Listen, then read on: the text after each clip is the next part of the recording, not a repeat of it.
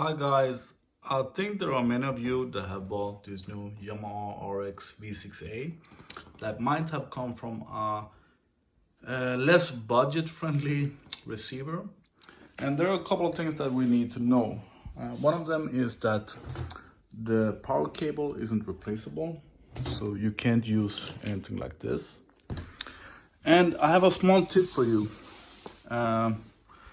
We that have great power speaker cables with banana plugs, they don't fit.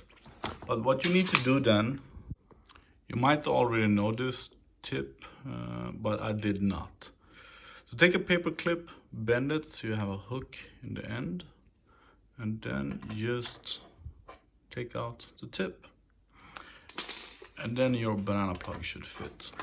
Yeah, that's it. So there you see, you can use your thick speaker cables and banana plugs even with your budget receiver.